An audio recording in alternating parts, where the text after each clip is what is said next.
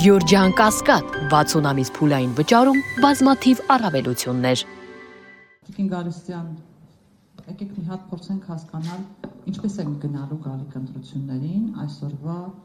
հասարակության դեպրեսիայի, այսօրվա բարեհոգեբանական մթնոլորտի պայմաններում։ Իրականում մենք արդեն մի քանի տարի է խոսում ենք այդ մասին, որ մեր հասարակությունը այս իշխանությունների թեթև ձեռքով բաժանվել է բարիկադների, մարդիկ բարիկադների տարբեր կողմերում են հայտնվել եւ այս ատելության մթնոլորտում ինչպես են գնալու ընտրություններին։ Ամենածանր եւ ամենատարողունակ հարցը, որը բազմաթիվ երեսներ ունի, ես եւի շարունակեմ Արտակի կարևոր մի նախադասությամբ կամ գնահատմամբ կորուստ բառներ է տեղ բանալի բառը եւ մենք շարունակում ենք գնալ կորուստների ճանապարհով եւ այդ կորուստները բազմերանգ են եւ այն ինչ կատարվում է Հայաստանում հայոց պետականության կազմաքանդում իր բոլոր հենարաններով եւ երբ որ մենք սկսեցինք մեր զրույցը այն մասին, որ հասարակությունը պիտի հարց տա ինչ երկիր է ուզում, ինչ Հայաստան է պատկերացնում եւ արդյոք իր պատկերացրածը այն Հայաստանն է, որը կորուստների, մղձավանջի, աղետի եւ ցեղասպանությունից հետո պետականության պայմաններում երկրորդ ցեղասպանության մասին է Արցախի կորուստը, հայրենազրկումը եւ այն բարեհոգեբանական ծանրագույն ճգնաժամը, ինչի մեջ ապրում է Հայաստանը։ Եվ երբ որ ես խոսում եմ պետության կազմաքանդման մասին, այդտեղ մի կարևորագույն բաղադրիչը մեր արժեքային դեգրադացիան է։ Արժեքային դեգրադացիան, որի ամենացայտուն դրսևորումներից մեկը այսօր այն ասպատակությունն է, որը իրականացվում է գործող քաղաքական խմբակի կողմից հայ առաքելական եկեղեցու նկատմամբ, բայց նրանք ճանապարհ են անցել։ Եվ ըստ էության ես ասում եմ կազմաքանդում եւ թիրախում մեր ինքնությունն է, բարոյական ամբողջ արժեհամակարգը, հայ մշակույթը, կրթական չափորոշիչներից այդ ամենը սկսվեց, հետո պատմության դասագրքերը այսպես վերաձևեցին եւ խմբագրվեցին։ Մենք այսօր Հայաստանը չգիտեմ թերևս 37 թվի հետ համատեմ եկեղեցու դրվագով, երբ որ մենք ունեցել ենք այդ ասպատակությունը հայ առաքելական եկեղեցու նկատմամբ կամ մենք ունեցել ենք ներազգային պառակտումի մի միջավայր, եւ երբ որ վիճակագրությունը մեզ ասում է, որ այդ 30-ականների ստալինիզմի ծանր տարիներին խորհրդային հանրապետություններից ամենաշատ այս բառը ասեմ մատնագիր գնացել է Հայաստանի Հանրապետությունից։ Եվ այսօր ես երբեմն ապրում եմ մի միջավայրում, երբ որ իմ հարևանին, իմ համադասարանցուն, այս միջավայրը դժվարանում եմ եւ վիրավորվում եմ նաեւ ընկալել, որովհետեւ մենք շարունակում ենք արձանագրել մեր ամոթի պատմությունը եւ այդտեղ նոր էջեր ավելացնել։ Եվ երբ որ դու տեսնում ես, որ հատված են բոլոր կարմիր գծերը, մեր ինքնությունը ամենակարևորը, ինքնությանը ահռելի վնաս է հասցված եւ նաեւ երկփեղկումը Հայաստան սփյուռք նաեւ այսօր աներևակայելի թիրախի մեջ է եւ ես թիրախի տակ է Հայաստանի սփյուռքի միջև հարաբերությունները ի վերջո ցեղասպանությունը հարցականի տակ դնելը սրանք բոլորը մեր արժեհամակարգի ոտնատակ տալու քաոսացման եւ մեր կոդերի քաոսացման միջավայրում ենք ապրում։ Եվ նորից անդրադառնամ այն կարևոր հարցին, որ Վահե Հովհաննիսյանը ասաց, եւ նաեւ հետո Արտակը շարունակեց խոսքը նաեւ հանրային ընկալումներում հասկանալն է, գիտակցելը, թե մենք ուզում ենք այսպես ապրել, իսկ այսպեսի շարունակությունը Հայաստանի չգոյությունն է։ Միգուցե որպես անհատներ ապրենք, բան չունեմ ասելու, բայց արդյոք մենք պատրաստ ենք ապրել մի տարածքում արդեն, որը պետականություն չի ունենա, ազգային պետություն չի ունենա, ընդհանրական արժեհամակարգ չի ունենա եւ ամենակարևորը զուրկ կլինի ինքնութենական այդ մեզ միացնող ուրեմն արժեքներից։ Եվ ես այլ բան չեմ տեսնում, քան նախ եւ առաջ այդ մեր զանգը, տագնապի զանգը հանրության բոլոր շերտերում արթնացնել։ որ այսօր քո լրությունը քո վաղվա օրվա աղետի մասին է, այսօր քո հաշտվելը, հանդուրժելը, լրությունը, ինչ ասեմ, աչք փակելը, չխառնվելը, քաղաքացու կեցվածք չդրսևորելը քո ինքնությունից է գնում եւ քո գոյությունից որպես ազգային պետականության բաղադրիչների։ Ես ցավոք սրտի երբ որ տեսնում եմ եւ նաեւ շատ նաեւ բողոքներ եմ ստանում, օրինակ, որ շուտով ամսի կարծեմ թե շուտով պիտի հանդիպի ուսուցիչների հետ, վարչական ռեսուրսների օգտագործում են գնում խայտարակ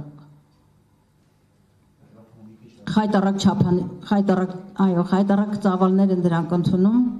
Ես կարծում եմ նախ եւ առաջ մեր հասարակությունը պիտի փորձի նաեւ ոչ միայն ներքին ընդվզումի մակարդակում ուղղակի ոչ ասել այս ամբարո ընթացքին, այլև գիտակցել, որ սրա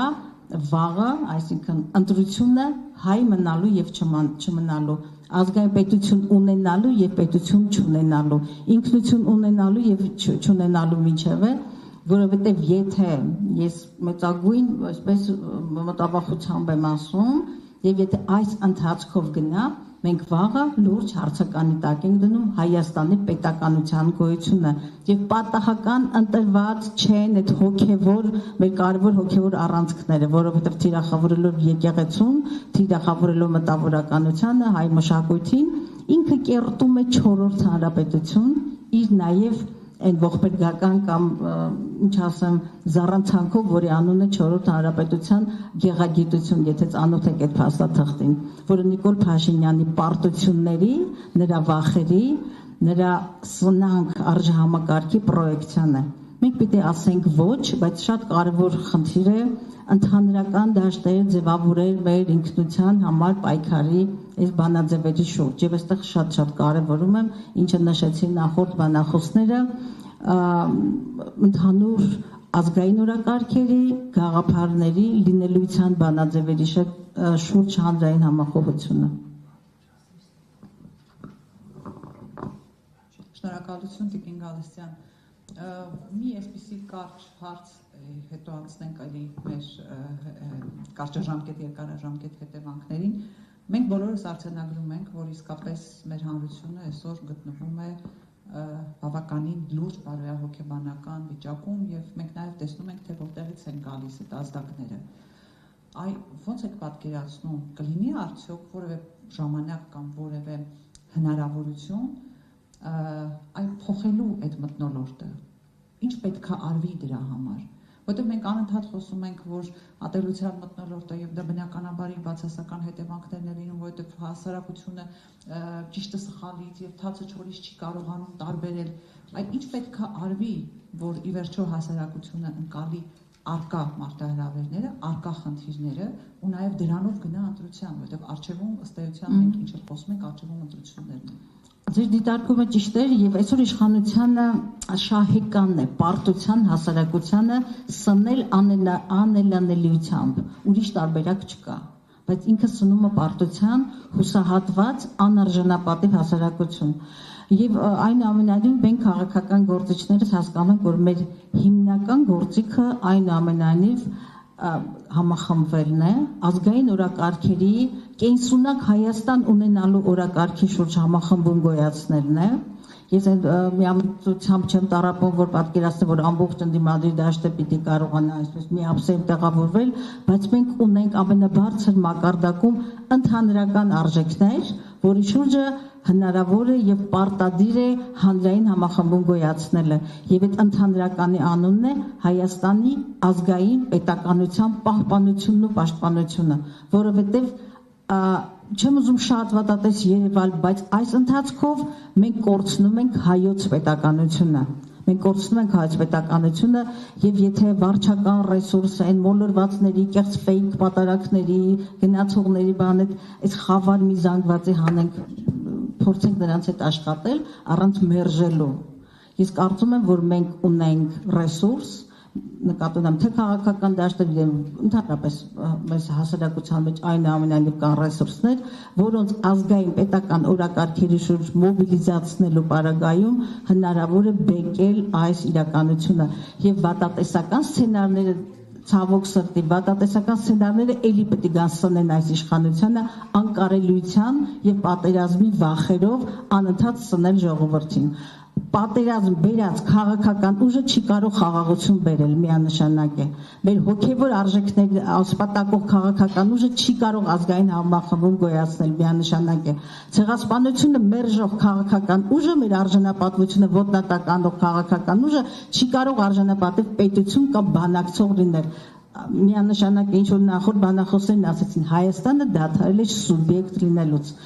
Մենք կարող ենք, վստահաբար մենք ունենք այդ ներուժը, Հայաստան եւ Սփյուռքը նաեւ նկատի ունեմ, նաեւ ներազգային համախմբման ճանապարհով ազգային օրակարգերի շուրջ ստեղծել կամ վերաստեղծել կենսունակ Հայաստանը։ Այդ օրակարգի շուրջ պիտի կարողանանք եւ կարծում եմ այս մեր հանդիպումները ուղղված այդ նպատակին